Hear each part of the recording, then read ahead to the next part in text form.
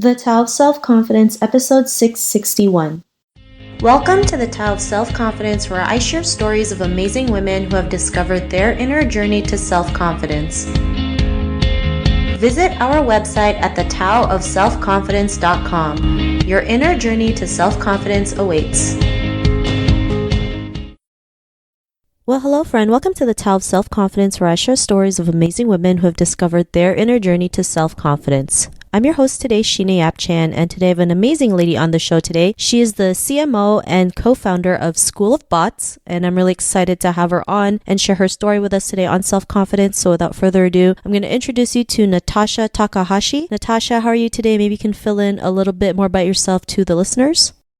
Absolutely. Thank you so much for having me, Sheena. I'm so excited to be on, and I would love to share a little bit more, about my journey maybe and kind of how I got into the marketing world, since that's where I currently am right now. But in terms of self-confidence, I think kind of starting from that standpoint, because I'm really excited to talk about this. I usually don't get to be honest. I'm usually on more tactical podcasts where I'm sharing here's how to do, the latest marketing strategy or tactics. So I love deep diving a little bit more into this sort of stuff because I think this is the real stuff that most people don't really take the time to talk about or listen to in their day. So I'm excited for us to talk about this. In terms of my bio and kind of how I came about all of this, so I grew up in Orange County in California. So I'm a California girl, and I became an entrepreneur right around the time that I turned 18 because I was looking for a way to be able to generate income on my own online. I was kind of in that phase where I was looking at digital online businesses and marketing. And if you're familiar with Tim Ferriss, he was kind of a big influence for me when his book, The 4-Hour Workweek, dropped, and everyone's like, oh, you could work from anywhere in the world, right? So I was a little bit naive at that time in my life and decided to just kind of test whatever I could and see if I could make it work. And so my first business that I built was a chatbot agency. And what that means is pretty much I'm doing marketing for businesses similarly to email, but through messaging platforms like Facebook Messenger and iMessage. And through that journey, before that, I was pretty self-confident. I have to say I grew up in, I would say, a privileged place, even though my family didn't have a lot. My father passed away when I was 7, and I'd say, raised myself in a way, because even though I had my mom and my sister, I was very much independent throughout most of my life, through school, through my career, doing research on what I wanted to do as I got older. And so this business journey actually totally changed my perspective on what self-confidence really means and what it requires. Because before, I thought that it was just a individual kind of personal journey, but I realized that honestly, community has a big piece in it. And I quickly found that out as I started to travel and build my businesses. And so about 3 years later now, I am living here in San Diego, and I run School of Bots, which you mentioned in my intro. That is my education brand around conversational marketing and what it is. And then I also run my chatbot agency, where we have served over 100 clients with our marketing services. So hopefully that gives people a little bit of an idea of who I am and what I'm about. Awesome. Well, thanks for sharing that. And Natasha, what's your cultural background? Yeah, so I am half Japanese, half Mexican. Thanks for sharing that. And what'd be your favorite self-confidence quote? Yeah, my favorite self-confidence quote might not be considered a self-confidence quote, but I think that I have used it as a way to continually stay confident within myself. And I know that this came from, and now his name is escaping me, but I can always remember it. It's being able to, everything that you do is a habit, right? And so excellence, therefore, is a habit. And even though those aren't the exact words of the quote, and I always have it written down, but for some reason I can't remember the exact words off the top of my head right now. What that quote really means to me, though, is that over time, being able to be disciplined has allowed me to therefore become more confident in myself, because I can predict, how good I'm going to be at something, or, believe in my ability to complete something. And so that's why I've pretty much held that quote dear over the last 10 years. And it's gotten me through a lot and also helped me start pretty much anything that I wanted to, whether it was a passion project or actually my first business as well. Thanks for sharing that great quote. And, it's all about creating, good habits, right? To build that confidence. They always say it takes 21 days to perform a habit, right? So, it's just doing daily actionable steps that will yield us those big results. And yeah, for not everyone, I'm sure for everyone, it might not take 21 days. It might take more, but I mean, you just keep going at it until you get there. So I really love that quote that you mentioned. And in your own words, how do you define self-confidence? I would say self confidence is being confident in your ability to be able to deliver on whatever you want to, whether that's something in your personal life or, your career or in a relationship, but being confident in whatever choices you make, knowing that you'll be able to, make the most of whatever comes out of it. Thanks for sharing that great definition. And Natasha, what was your life like before your discovery of self-confidence? Yeah, for me, honestly, I don't really remember a time that I was not confident in myself just because I had been independent, as I mentioned, from a very young age. And so for me, confidence always came naturally, where I felt confident in decisions I made as well as thoughts. And even though that made me a little bit rebellious and whatnot as I was growing up, nonetheless, I think that I became more conscious of what self-confidence was in, early high school. And so because of that, my life before that was confident, but not as happy as I was after I realized that, I was very self-confident myself and that I could also help others understand how to see that light, how to understand that within themselves. And I think that's what really kind of changed it for me and shifted my perspective, was being able to share my story of independence, of self-confidence with other people. And that was where that shift happened, where I'd say that's kind of like my before and after.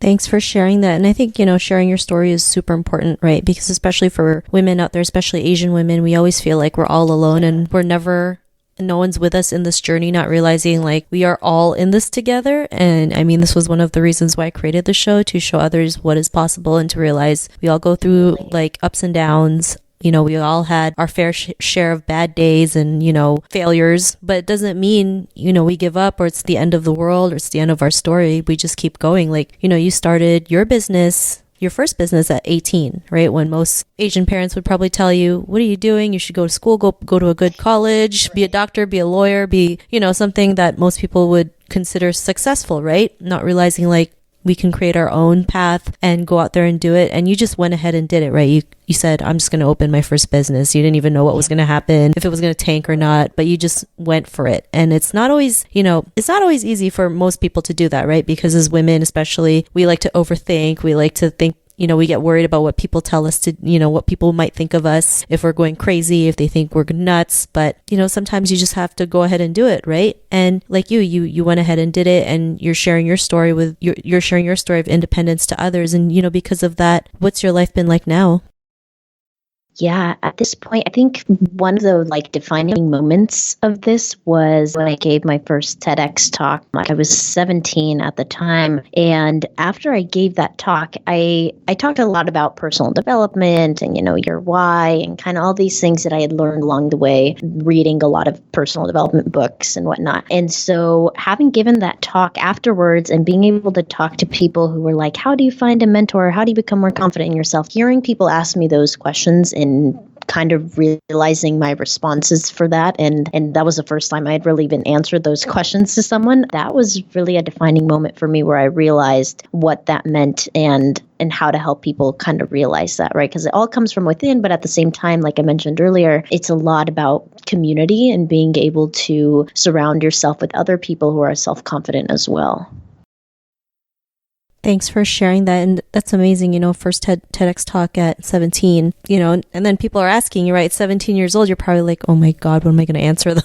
You're like, I'm 17. But it's great to know that, your age doesn't hinder you or hold you back from doing something amazing, from having people asking you, what should I do? Who should I go to? Or even just creating communities, because I think community is huge, right? Creating that community can really help others, build their confidence and go out there and live their lives. And it's truly powerful, right? I think having community is powerful. I mean, especially when we feel like we're the only person in the world who feels the way we feel, and we can hear other people's stories of struggle and how they overcome it. It really does help us see things in a different way and realize, hey, I'm not the only one, and she got over it. And if she can get over it, then I can get over it. So I'm glad you're able to do that. And, to the woman who's listening to your episode, she may be in her own journey to self-confidence. What would be that one tip you would give to her? My one tip would be to connect with someone, whether it's online or in person, that seems to be one step ahead of you and share with them your situation and just see what they have to say back to you, whether it's, a piece of advice or them letting you know that you're on your way or connecting you with the right person. But I would say that one of the things I found to be incredibly effective for me, and not just strategic, but really just allowed me to open up some doors I otherwise wouldn't have, was just being honest and sharing what I was looking for and where I was at, whether it was someone that I connected with online or I went to a, networking event or conference and was sharing with someone in person. And so that's what I would recommend, is just getting yourself out there, but in a specific way where you connect with someone that is just one step ahead of you so that they can either introduce you to the right person or, continue to boost you up as you move along on this journey, wherever you're at.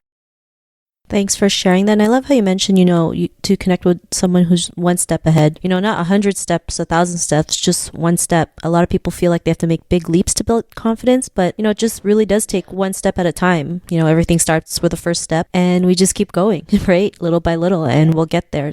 And I think just one thing I wanted to say too, because I think that that's really important what you just said as well, because when a lot of people are on this journey of self-confidence and just trying to find yourself, ultimately, they see these big personal development influencers or people online that they want to emulate or be like or connect with. And so they reach out to these people, but these people just have way too much going on. They're not going to be able to respond to every message, every email that they get. And so if you can connect with someone that's just one step ahead of you, I think that also allows you to believe in yourself a little bit more and say, okay, I can get to that next step, instead of, you looking at a big influencer and saying, oh my gosh, how did they get there? And seeing that there's, thousands of steps that they have to take before they get to that level. And so I think that allows you to continue to move forward when you can make it a little bit more realistic for yourself as well.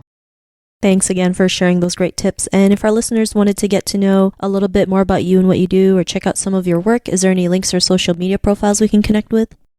Yeah, absolutely. So if you guys look me up on Instagram, if you want to connect with me there, my handle is Natasha_official. And then my website is schoolofbots.co if you want to find out more about conversational marketing. But if you want to connect with me, you can connect with me on Instagram, LinkedIn, Facebook. I'm usually the only Natasha Takahashi on most of these platforms, so it should be pretty easy to find me. And feel free to shoot me a message. I'm always more than happy to talk with you and offer whatever advice I can or little pieces of wisdom that I've learned along my journey.